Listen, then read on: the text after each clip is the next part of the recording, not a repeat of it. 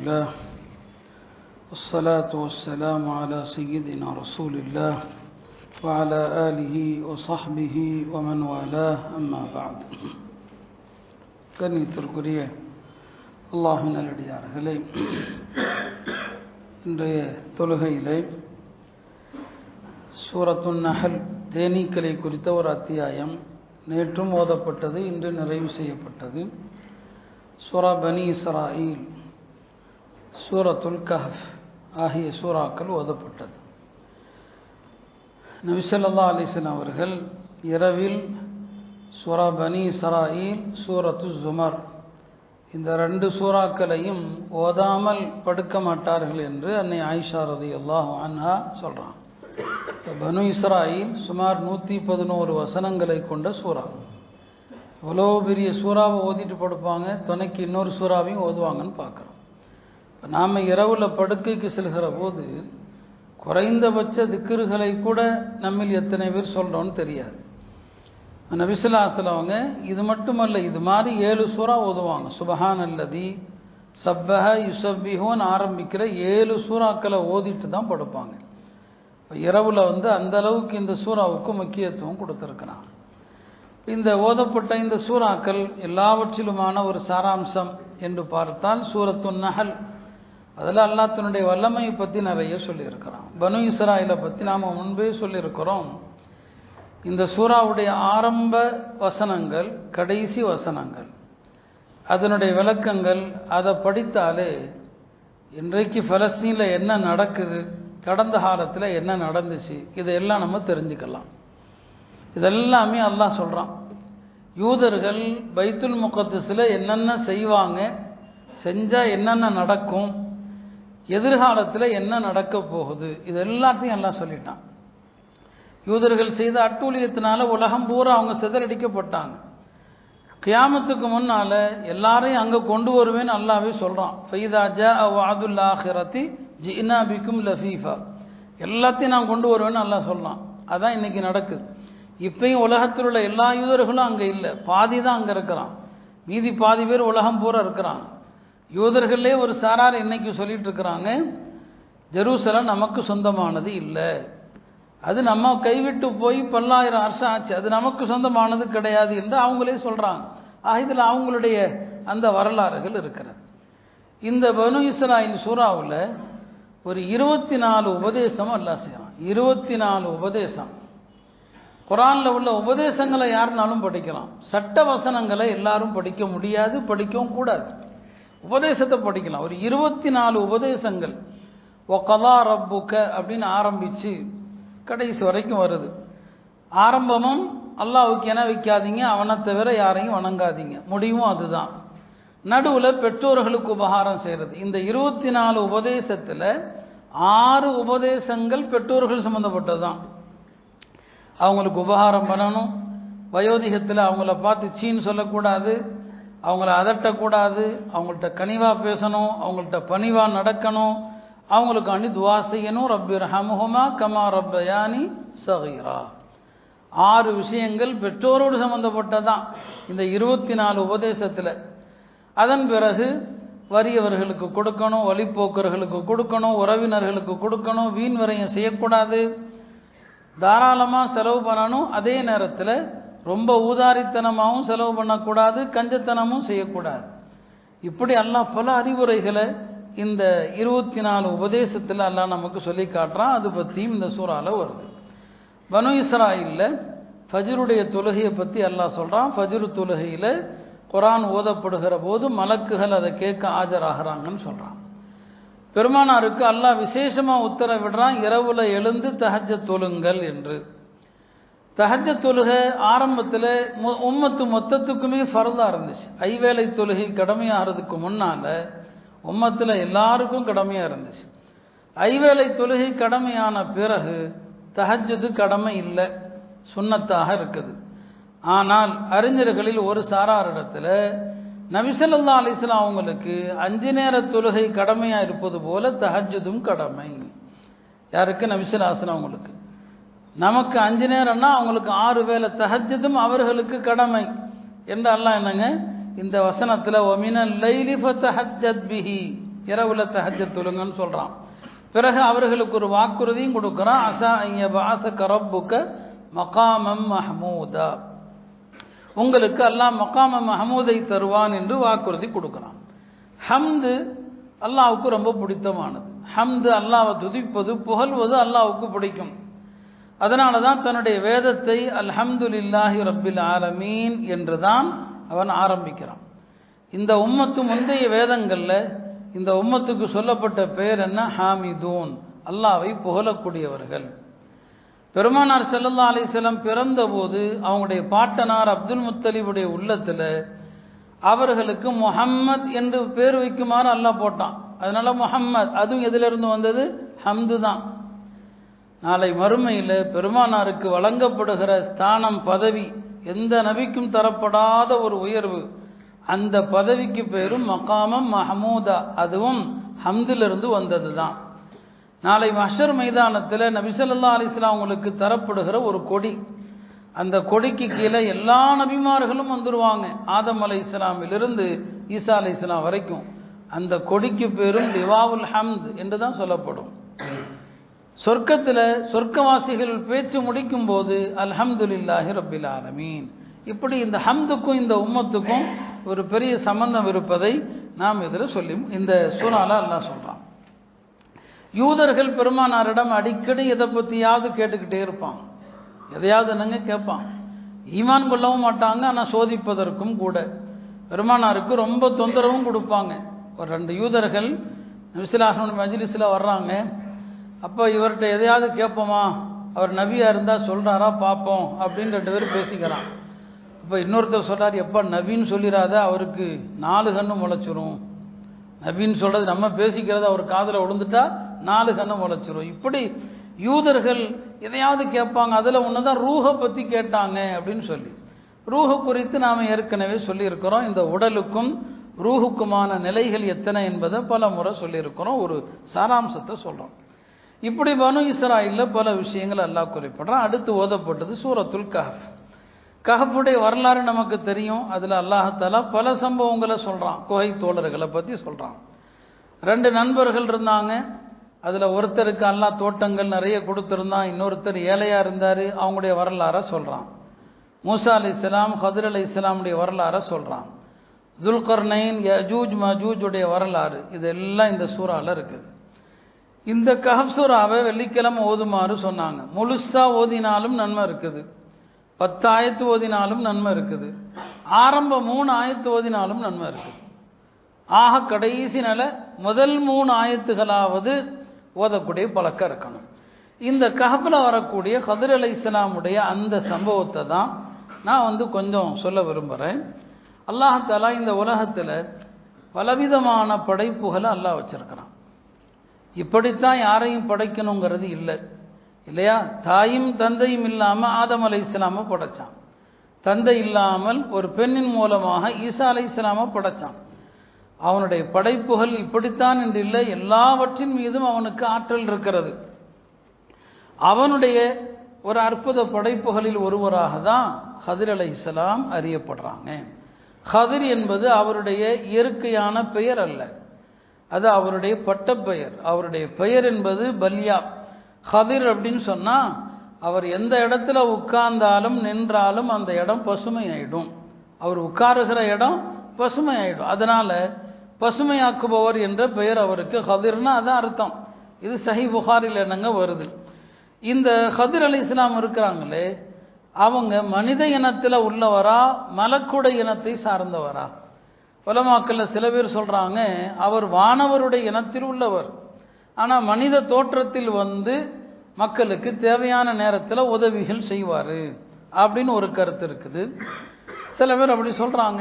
சில பேர் சொல்கிறாங்க இல்லை, அவர் மனித இனத்தில் உள்ளவர் தான். மனித இனத்தில் உள்ளவர்னா அவர் யாருடைய வம்சாவளியில் வர்றாரு? சிலர் சொல்கிறாங்க அவர் ஆதம் அலைஹிஸ்ஸலாமுடைய மகன்கிறாங்க.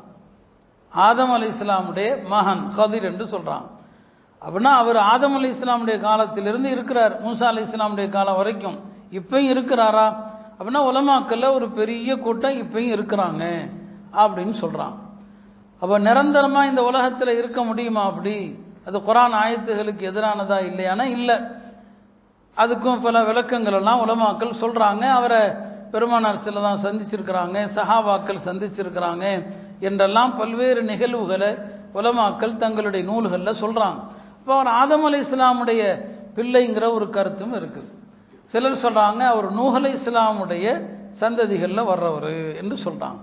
மொத்தத்தில் அல்லாஹ் அவரை ஒரு அதிசயமான ஒரு படைப்பாக அல்லாஹ் வச்சிருக்கிறான். இப்போ குர்ஆனில் ஒரு வரலாறு இருக்கு இல்லையா, ஒரு மனிதர் ஒரு ஊரை கடந்து போகிறாரு, அந்த ஊரை அல்லாஹ் தண்டிச்சான். இப்போ இந்த ஊரை அல்லாஹ் எப்படி மீண்டும் உயிர்ப்பித்து எழுப்புவான் என்று அவர் ஆச்சரியப்பட்டார். அவர் அல்லாஹ் மரணிக்க செஞ்சான். 100 வருஷம் மௌத்தா போயிட்டார். 100 வருஷத்துக்கு பிறகு அல்லாஹ் திரும்ப அவருக்கு உயிர் கொடுத்தான். அந்த மனிதர் யாருன்னு ஒரு கருத்தில் ஹதிர் அலைஹிஸ்ஸலாம்னு ஒரு கருத்து. அந்த 100 வருஷம் மரணித்து உயிர் பெற்று எழுப்பப்பட்டார் இல்லையா, அவர் ஹதிர் அலைஹிஸ்ஸலாம் தான். அப்போ ஒரு தடவை 100 வருஷம் அவரை மௌத்தாக்கிட்டான். 100 வருஷம் அவர் மௌத்தாகி திரும்ப எஞ்சிட்டார். அதுக்கப்புறம் இனி அவருக்கு மௌத்தே இல்லை. சூர் ஊதப்படுற வரைக்கும் துனியாவில் ஹதிர் அலைஹிஸ்ஸலாம் இருந்துக்கிட்டே இருப்பாங்க என்று சொல்கிறான். அல்லாஹ் அவருக்கு அவ்வளோ பெரிய ஆயுளை கொடுத்துருக்கிறான். சிலருடைய கருத்துப்படி அவர் தஜ்ஜால் வர்ற வரைக்கும் இருப்பார். தஜ்ஜால் வரும்போது தஜ்ஜாலுக்கு முன்னால் ஒரு வாலிபர் வருவார். அந்த வாலிபருடன் தஜ்ஜால் கேட்பான், நான் கடவுள் என்று நம்புறியான்னு சொல்லி. இல்லை நம்ப மாட்டேன்னு சொல்லுவான். அந்த வாலிபர் சொல்லுவான். அப்போ அவன் தன்னுடைய அற்புதங்களை எல்லாம் காட்டுவான். இப்போ நான் கடவுள் நம்புறியான்னு கேட்பார். அந்த தஜ்ஜால் கேட்பான். அப்போ அவங்க சொல்லுவாங்க, முன்னை விட அதிகமாக நீ பொய்யன், இப்போ நான் உறுதியாக நம்புறேன்னு சொல்லி. அப்போ தஜ்ஜால் அந்த வாலிபரை ஒரு ரம்பத்தால் 2 துண்டாக வெட்டி போடுவான். அந்த வாலிபர் யாருன்னா ஹதிர் அலைஹிஸ்ஸலாம் தான் சொல்லப்படுது. இப்போ அல்லாஹ்வுடைய படைப்புகளில் இப்படியும் அல்லாஹ் சில பேர் என்ன செஞ்சிருக்கிறான், வச்சிருக்கிறான். சொல்கிறாங்க நபிமார்களில் இவர் நபின்னு வச்சுக்கிட்டா நபிமார்களில் 4 பேர்த்த அல்லாஹ் இன்னும் வரைக்கும் உயிரோடு வச்சிருக்கிறான். 2 பேரை வானத்தில் வச்சிருக்கிறான், ஈசா அலைஹிஸ்ஸலாம் அவர்களையும் இத்ரீஸ் அலைஹிஸ்ஸலாமையும். பூமியில் 2 நபிமார்களை உயிரோடு வச்சிருக்கிறான், ஹதிர் அலைஹிஸ்ஸலாமையும் இல்யாஸ் அலைஹிஸ்ஸலாமையும் என்று ஒரு கருத்தை உலமாக்கள் பதிவு செய்கிறான். அப்போ ஹதிர் உயிரோடு இருக்கிறதுக்கு என்ன காரணம்? தொடர்ந்து இருக்கிறதுக்கு அல்லாஹ் உலகத்தில் ஒரு இடத்துல, கண்ணுக்கு தெரியாத ஒரு இடத்துல ஒரு நதி இருக்குது. அதுக்கு பேர் மா உல் ஹயாத், ஜீவ நதி. அந்த நதியினுடைய தண்ணியை யார் குடித்தாலும் அவருக்கு மௌத்து வராது. அவருக்கு என்ன வராதுங்க? மௌத்து வராது. அந்த தண்ணி இருக்கிற இடத்துக்கு 2 பேர் தான் போய் சேர முடிந்தது. ஆனால் அந்த தண்ணியை அந்த 2 பேர்த்தில் ஒருத்தர் தான் குடிக்க முடியும்னு நல்லா எழுதி வச்சுருந்தான். அந்த தண்ணியை குடிப்பதற்காக துல்கர்னைனும் ஹதிரும் போனாங்க. துல்கர்னைனை முந்தி ஹதிர் போய் அந்த தண்ணியை குடிச்சிட்டார். துல்கர்னைனால முடியல. அந்த தண்ணியை குடித்தா அவருக்கு மவுத் இல்லை. அப்போ அதனால் அந்த மாவுல் ஹயாத் என்ற ஜீவ நதியில் உள்ள அந்த தண்ணியை அவர் குடித்ததுனால அவருக்கு மரணமே இல்லைன்னு சொல்லப்படுது. அல்லாமா இப்னு ஹஜர் அவர்கள் தன்னுடைய ஃபத்ஹுல் வாரிங்கிற நூலில் பல அறிவிப்புகளை கொண்டு வர்றாங்க. பெருமானார் காலத்தில் பல முறை அவர் வந்திருக்கிறார். அவர் வந்திருக்கிற சத்தம் என்னங்க கேட்டிருக்குது. ஒரு முறை பெருமானாருடைய மஜ்லிஸில் ஒரு சலாம் சொல்கிற சத்தம் கேட்குது. சஹாபாக்கள்லாம் தேடுறாங்க, கண்ணுக்கு யாருமே தெரியல. நபி ஸல்லல்லாஹு அலைஹி வஸல்லம் அவர்கள் அனஸ் ரலியல்லாஹு அவங்கள்ட்ட சொன்னாங்க, போய் அந்த நபரிடத்துல போய் எனக்காக பாவ மன்னிப்பு தேடுமாறு சொல்லுங்கள் அப்படின்னு சொல்கிறாங்க. இப்போ அனசும் போய் சொல்கிறாங்க, அந்த சத்தம் இடத்துல போய் சொல்கிறாங்க, நபி ஸல்லல்லாஹு அலைஹி வஸல்லம் அவங்க பாவ மன்னிப்பு தேட சொல்கிறாங்கன்னு சொல்லி. அப்போ அங்கிருந்து ஒரு குரல் வந்தது, நீங்கள் என்னிடம் பாவ மன்னிப்பு தேடுமாறு சொல்வதா? அல்லாஹ் உங்களை எப்படி சிறப்பாக்கி இருக்கிறான், மாதங்களில் ரமதான் எப்படி சிறந்ததோ நபிமார்களில் நீங்கள் அப்படிப்பட்டவர்கள், நீங்கள் போய் என்கிட்ட போய் பாவ மன்னிப்பு தேட சொல்கிறீங்களே என்று அவங்க சொன்னதா. அதற்கு பிறகுதான் தெரிய வந்தது அந்த குரல் யாருடையது, ஹதிர் அலைஹிஸ்ஸலாம் அவர்களுடையதுன்னு சொல்லி. பெருமானார் ஸல்லல்லாஹு அலைஹி வஸல்லம் அவங்க இறந்த நேரத்தில் ஒரு குரல் அங்கிருக்கிற மக்களுக்கெல்லாம் ஆறுதல் சொன்னது. அந்த குரல் ஹதிர் அலைஹிஸ்ஸலாமுடைய குரல் என்று ஹதரத் அபூபக்கரும் உமரும் சொன்னதாக சரித்திரத்தில் இருக்குது. இப்படி ஹதரத் அலி பார்த்ததாக, உமர் இப்னு அப்துல் அசீஸ் ஹதிர் அலைஹிஸ்ஸலாமோடு பேசியதாக பல்வேறு வரலாறுகளை பார்க்குறோம். இப்போ அல்லாஹ் அப்படியும் உலகத்தில் சில பேர்த்த வச்சிருக்கிறான் என்பதை நாம் என்ன செய்ய முடியுது, தெரிய முடியுது. உலமாக்கல்ல ஒரு சாரார் இப்படி சொல்கிறாங்க, அவர் உயிரோடு தான் இருக்கிறார். இப்போ இந்த ஹதிருடைய சம்பவத்தை அல்லாஹ் குர்ஆனில் எதுக்காண்டி சொல்கிறான்? மூசா அலைஹிஸ்ஸலாமை அவரை போய் சந்திக்க வச்சு எதுக்காண்டி சொல்கிறான்? அப்படின்னா இந்த உலகத்தில் நடக்கக்கூடிய எத்தனையோ நிகழ்வுகள் இருக்கு இல்லையா, அந்த நிகழ்வுகளுடைய உண்மையான பின்னணி என்ன, அது நமக்கு தெரியாது. நாம் வெளிப்படையான அறிவு தான் நமக்கு இருக்கே தவிர அந்தரங்க அறிவு இல்லை. அல்லாஹ்வுடைய எல்லா செயலுக்கு பின்னாலேயும் ஒரு அந்தரங்கம் இருக்குது. அந்த அந்தரங்கம் தெரிஞ்சா இந்த உலகத்தில் நடக்கிற எதுவுமே கெட்டது கிடையாதுன்னு நமக்கு தெரிஞ்சு போயிடும். குர்ஆன்ல இந்த அந்தரங்க ஞானத்தை பெற்ற ஒருத்தரை பற்றியும் அல்லாஹ் சொல்லணும் என்பதற்கு தான் என்ன செய்யறான், அல்லாஹ் சொல்ல வைக்கிறான். மூசா அலைஹிஸ்ஸலாம் இடத்துல என்னுடைய ஒரு அடியார் இருக்கிறாரு, 2 கடல்கள் சங்கமிக்கிற ஒரு இடம், பாரசீக கடலும் ரோமானிய கடலும் சங்கமிக்கிற இடம், அங்கே என்னுடைய ஒரு அடியார் இருக்கிறார். உங்களை விட அவர் பெரிய ஞானம், அவருக்கு வேறொரு ஞானம் தரப்பட்டிருக்குது, அவரை போய் சந்திங்க என்று அல்லாஹ் சொல்கிறான். மூசா அலைஹிஸ்ஸலாம் அவ்வளோ பெரிய நபி, தௌராத் வழங்கப்பட்ட ஒரு மகத்தான நபி.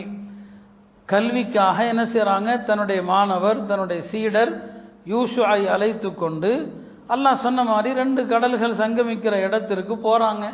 போகும்போது என்ன செய்கிறாங்க, வழியில் பசிச்சா சாப்பிட்றதுக்கு ஒரு பொரிச்ச மீனில் உப்பு தடவி அதையும் எடுத்துக்கிறாங்க. போய் என்ன செய்கிறாங்க, போய்கிட்டே இருக்கிறாங்க. ஒரு பாறை வரும்போது அந்த பாறையில் ஓய்வெடுக்கிறதுக்காண்டி தங்குறாங்க. தங்கின இடத்துல மூசா அலைஹிஸ்ஸலாம் கொஞ்சம் அப்படியே கண்ணை சந்தர்றாங்க. மூசா அலைஹிஸ்ஸலாம் கண்ணை இருந்த நேரத்தில் இந்த யூஷு இருக்கிறார் இல்லையா, அவர் என்ன செய்கிறாரு, ஒது செய்கிறதுக்காக போகிறார். அவர் ஒது செய்கிற நேரத்தில் இந்த மீன் உயிர் பெற்று துள்ளி எழுந்து கடலுக்குள் குதிக்குது. அவர் ஒது செய்கிற நேரத்தில் இந்த மீனுக்கு உயிர் வந்துடுது. அப்போ செத்தவைகள் அதற்கு அல்லாஹ் உலகத்தில் உயிர் கொடுப்பான் என்பதை பல முறை நாமளும் சொல்லியிருக்கிறோம். பல நிகழ்வுகள் நடந்திருக்கு. செத்துப்போன மீன் அதுக்கு உயிர் வந்துருச்சு. பெருமானார் காலத்தில் அது மாதிரி சம்பவம் நிறைய நடந்துச்சு. ஹைபர் வெற்றிக்கு பிறகு ஹைபரில் உள்ள ஒரு பெண்மணி பெருமானார் ஸல்லல்லாஹு அலைஹி வஸல்லம் அவங்களுக்கு விருந்து கொடுத்தாங்க. அது ஆட்டிறைச்சி, அறுக்கப்பட்டு சமைக்கப்பட்ட இறைச்சி. அந்த ஆட்டிறைச்சியினுடைய கவலத்தை நபி ஸல்லல்லாஹு அலைஹி வஸல்லம் அவங்க எடுத்து வாயில வைக்கிறாங்க. அந்த இறைச்சி பேசியது, அல்லாஹுடைய தூதர் அவர்களே, என்ன சாப்பிடாதீங்க, எனக்குள் விஷம் இருக்குது. அதாவது மீனாத்தான் இருக்குது, மீன் தான், இன்னும் அதை வெட்டப்படலை, இங்கே இறைச்சி சமைக்கப்பட்டு விட்டது.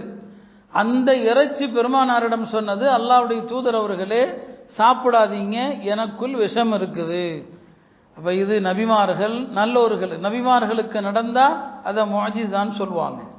நல்லோர்களுக்கும் நடக்கும், இது மாதிரி கராமத்துகள் நடக்கும். சஹாபாக்கள் காலத்தில் நடக்காததில்லை. ஹஜ்ரத் உமர் ரலியல்லாஹுடைய காலத்தில் அலாவுல் ஹதரமிங்கிற சஹாபி தலைமையில் ஒரு படைப்பிரிவு போவாங்க. வழியில் கடுமையான தாகத்தில் சிரமப்பட்டு, தண்ணீர் கிடையாது, பாலைவன பிரதேசம். அவங்க சொல்லுவாங்க, எல்லாரும் 2 ரக்காத் தொழுங்க, அல்லாஹ் நமக்கு தண்ணி கொடுப்பான். 2 ரக்காத் தொழுதாங்க. வானத்திலிருந்து நாம் நல்லியை திறந்தா தண்ணி விழுற மாதிரி அப்படியே தண்ணி விழுந்துச்சு. எல்லா சஹாபாக்களும் தங்களுடைய தோல்பைகளில் அப்படியே தண்ணியை பிடிச்சிக்கிட்டாங்க. ஆக இது போன்ற அற்புதங்கள் நடப்பது உண்டு. அப்போ அந்த யூசு ஒது செய்கிற நேரத்தில் இந்த மீன் துள்ளி குதிச்சிருச்சு. அவரும் பார்க்குறார், மீன் துள்ளி குதிச்சதை பார்க்குறார். இப்போ அங்கே தான் அல்லாஹ் சொன்ன இடம், அந்த இடம் தான். ஆனால் இவர் ஒது செஞ்சுட்டு மூசா அலைஹிஸ்ஸலாமை எழுப்பி சொல்லலை. சொல்கிறதுக்குள்ளே அவரும் தூங்கிட்டார். எஞ்சா சொல்லான்னு நினச்சாரு, தூங்கிட்டார். மூசா அலைஹிஸ்ஸலாம் கண் விழித்த பிறகு வாப்பா போகலாம் அப்படின்னு சொன்னாங்க. இவர் விஷயத்தை நடந்ததை சொல்லவே மறந்துட்டார். மறந்து போகிறாங்க. அடுத்த நாள் ஆயிடுச்சு. அடுத்த நாள் காலையில் மூசா அலைஹிஸ்ஸலாம், பசிக்குதுப்பா, நம்ம கொண்டு வந்த மீனை எடு அப்படின்னு சொல்லும்போது தான் கூடையில் மீன் இல்லை. அவர் சொல்கிறாரு, நான் மறந்துட்டேன், நாம் எந்த பாறை கிட்ட தங்கியிருந்தோமோ அந்த பாறை கிட்ட அந்த மீன் துள்ளி குதிச்சு போயிடுச்சு. அந்த இடம் தான் 2 கடல்கள் சங்கமிக்கிற இடம். அந்த நல்லடியார் அங்கே தான் இருக்கிறாங்க. அப்போ அவருக்கு சரி வா, திரும்பி 2 பேரும் வந்தாங்க. அல்லாஹ் அதையும் சொல்கிறான். இப்போ என்ன செய்கிறாங்க, அவங்கள்ட்ட பணிவோடு கேட்குறாங்க, நான் அவங்க கூட உட்காந்து சில ஞானங்களை கற்றுக்கொள்ளட்டுமா என்று. இப்போ 3 விஷயங்கள் செஞ்சாங்க. யார்? ஹதர் அலைஹிஸ்ஸலாம். எந்த விஷயத்தை பற்றி நானாக சொல்லாத வரைக்கும் கேட்கக்கூடாது அப்படின்னு சொல்லியிருந்தாங்க. இருந்தாலும் மூசா அலைஹிஸ்ஸலாமால் முடியல. 3 விஷயம்தான். ஒன்று, ஒரு கப்பலில் போயிட்டுருக்கும்போது அந்த கப்பலில் தொலை போட்டாங்க. 2வது, ரோட்டில் போயிட்டுருக்கும்போது ஒரு சின்ன பையனை பிடிச்சி கழுத்தை நெரிச்சு கொண்டு போட்டாங்க. 3வது, எந்த ஊரில் விருந்தளிக்க மறுத்தாங்களோ அந்த ஊரில் ஒரு விழப்போகிற சுவரை செப்பனிட்டு சரி பண்ணாங்க. இதுதான் ஹதர் செஞ்ச 3 விஷயம். இந்த 3 விஷயத்திற்குமான அந்தரங்கத்தை சொன்னாங்க. ஏன் நான் இப்படி செஞ்சேன்னு சொல்லி. இப்போ இது எதுக்காண்டி அல்லாஹ் குர்ஆனில் சொல்கிறான்னு சொன்னால், இப்போ நாமளே பார்க்குறோம் உலகத்தில் எத்தனையோ நிகழ்வுகள் நம்மளால் யோசிக்க முடியல. இப்போ பலஸ்தீனில் நடக்குது, கஸாவில் பார்த்தோம், சின்னஞ்சிறு குழந்தைகள் அப்பாவிகள் அவங்கெல்லாம் கொல்லப்படுறாங்க. எத்தனையோ பேருக்கு கேள்விகள் வருது. இந்த மாதிரி கேள்விகளுக்கெல்லாம் பதில் தான் அல்லாஹ் இந்த சம்பவத்தை சொல்கிறான்.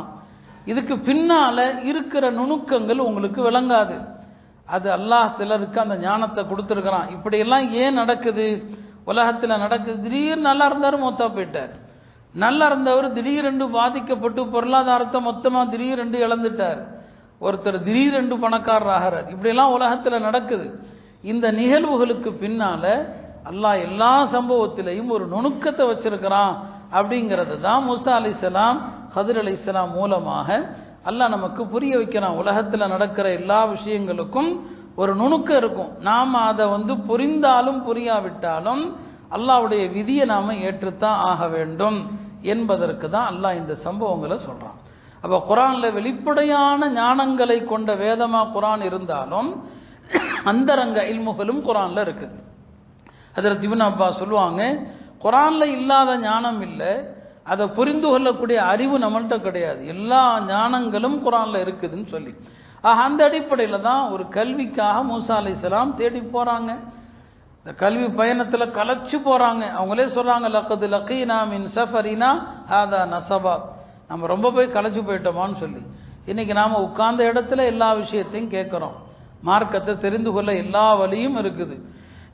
கல்விக்காக நாம் கஷ்டப்படுறதே கிடையாது. அறிஞர்கள் கல்விக்காக பல மைல் தூரம் போவாங்க, பல்லாயிரம் மைல் தூரம் போவாங்க. கல்வியின் ஆர்வமுடையவர்களிடத்தில் அந்த தேட்டம், அந்த கஷ்டம் இருக்க தான் செய்யும். 2018 ஹஜ்ஜுக்கு சென்ற நேரத்தில் அங்கே ஒரு பெரிய ஒரு ஷேக் இருக்கிறாங்க, ஹாத்திமுல் அவுனின்னு சொல்லி. அவங்க பெருமானாருடைய குடும்பத்தை சார்ந்தவரும் கூட, ஒரு ஹதீஸ் கலையில் ஒரு அறிஞரும் கூட. அவங்கள சந்திக்கணும்னு ஒரு ஆசை. இப்போ அவங்களுடைய ஃபோன் நம்பரை வாங்கி அவங்கள சந்திக்கலாம் அப்படின்னு சொல்லி ஒரு மாணவரோடு அவங்கள சந்திக்கிறதுக்காக போகிறோம். அவங்க மக்காவுடைய உம்முல் குரா யூனிவர்சிட்டி அங்கே ப்ரொஃபஸராக இருக்கிறாங்க. அந்த வளாகத்தில் அவங்க இருக்கிறாங்க. அப்போ ஒரு கார் டிரைவரை பிடிச்சி பேசி என்ன செஞ்சோம், போனோம். போனால் அவனுக்கு, அந்த டிரைவருக்கு அவங்க சொல்லக்கூடிய இடம், ஷேக் சொல்லக்கூடிய இடமே அவனால் கண்டுபிடிக்க முடியல. எங்கெல்லாமோ சுற்றுறோம், அங்கே தெரியும் ரோடு எங்கேயோ கொண்டு போய் விட்டுரும், அங்கே உள்ள ஹைவேலாம் எப்படின்னு நமக்கு தெரியும். ரொம்ப நேரமாக சுற்றுறோம். ஒரு கட்டத்தில் அவனும் எரிச்சப்படுறான். அங்கே உள்ள அரபு டிரைவர்கள் கோபக்காரர்கள். எங்கேயாவது எரிச்சப்பட்டானா நடு ரோட்டில் பாலைவனத்தில் இறக்கி விட்ருவான். அவனை ஒரு வழியாக அரபியில் பேசி தாஜா பண்ணி அப்படி எப்படியே பேசி ஒரு வழியாக அந்த ஷேக் இருக்கிற இடத்துக்கு பக்கத்தில் ஒரு வழியாக போயிட்டோம். அவங்க வீட்டுக்கு பக்கத்தில் போய் இறங்கிட்டோம். சரி, இவன் நம்மள்கிட்ட ஒரு பெரிய காசு இவங்க தீட்டிடுவான், பெரிய காசு போயிடு எக்கச்சக்கமாக கேட்பான். ஏன்னா காசு நிறைய தான் கேட்பாங்க பொதுவாகவே. அந்த காரில் இருந்து இறங்கும்போது என்ன அறியாமல் நான் இந்த ஆயத்தை ஓதிக்கிட்டே இறங்கினேன். லக்கது லக்கீனா மின் சஃபரினா ஹாதா நஸபா, இந்த பயணத்தில் ரொம்பவே களைச்சு போயிட்டோன்னு சொல்லி நான் இந்த ஆயத்தை ஓதுனோம். அந்த டிரைவர் ரொம்ப ஆச்சரியப்பட்டு போயிட்டான். ஏன்னா அவங்க இந்தியர்கள்லாம் ஒன்றுமே தெரியாதுன்னு நினச்சிக்கிட்டாங்க. இந்த ஆயத்தை எப்படி நீ ஓதுனேன்னு சொல்லி. ஆமாப்பா, நானும் படித்தவன் தான். ரொம்ப சந்தோஷமாயிட்டான். அப்போ பாருப்பா, ஒரு கல்வியை தேடி, ஒரு கல்வியாளரை தேடி இவ்வளோ நேரம் சுற்றி கடைசியில் இப்போ இறங்கியிருக்கிறோம். மூசா அலைஹிஸ்ஸலாம் ஹதிர் அலைஹிஸ்ஸலாமை தேடி களைச்சு போனதா சொன்னாங்க இல்லையா, இப்போ நம்மளும் களைச்சு போயிட்டோம்னு சொல்லி இப்போ ரொம்ப சந்தோஷப்பட்டான். காசும் பெருசாக வாங்கல, கொஞ்சம் காசு வாங்கிட்டான். எதுக்காக சொல்கிறோம், ஒரு அறிஞரை சந்திக்கிறதுக்கு எவ்வளோ சிரமப்பட்டாவது சந்திக்கணும் அப்படிங்கிற ஒரு அந்த எண்ணம் இருக்கு இல்லையா. இது குர்ஆனில் நபிமார்கள் மூலமாக நமக்கு கற்றுத்தரான். இப்போ நாமளும் மார்க்க விஷயங்களை தெரிந்து கொள்ள என்ன முனைப்பெடுக்கிறோம். உலமாக்கள் இருக்கிறாங்க, எல்லா பகுதியிலையும் சட்டங்கள் தெரிஞ்ச அறிஞர்கள் இருக்கிறாங்க. நாம் கேட்குறதுல பெருசாக பயணம் செய்கிறதுக்கு ஒன்றும் கிடையாது. கேட்டுறதில்ல. மூசா அலைஹிஸ்ஸலாம் மாதிரி அவ்வளோ பெரிய நபி ஒரு மனிதரை தேடி பயணம் செய்கிறாங்கன்னு சொன்னால் எவ்வளோ பெரிய விஷயம். அப்போ அறிஞர்களை தேடி பயணம் செய்யணும். அறிஞர்கள்ட்ட போய் பணிவோடு, மூசா அலைஹிஸ்ஸலாம் எவ்வளோ பணிவாக கேட்குறாங்க, நான் உங்கள்கிட்ட இருந்து கல்வியை கற்றுக்கொள்ளட்டுமான்னு சொல்லி. எவ்வளோ பெரிய நபி அவங்க, தௌராத் வழங்கப்பட்ட அல்லாஹ்வோடு பேசியவங்க. அப்போ அறிஞர்கள்ட்ட கல்வி கற்றுக்கொள்வதை ஆர்வமூட்டும் விதமாக அல்லாஹ்வுடைய எல்லா நடவடிக்கைகளுக்கு பின்னாலும் ஒரு ரகசியம் இருக்கும் என்பதை உணர்த்தும் விதமாகத்தான் அல்லாஹ் இந்த வரலாறுகளை சொல்கிறான். குர்ஆனுடைய வரலாறுகளை அறிந்து அதன்படி நடக்கக்கூடிய தௌஃபீகை அல்லாஹ் நம் எல்லோருக்கும் தந்தல்வானாக. வாஹிரு தாவானா அல்ஹம்துலில்லாஹி ரப்பில் ஆலமீன்.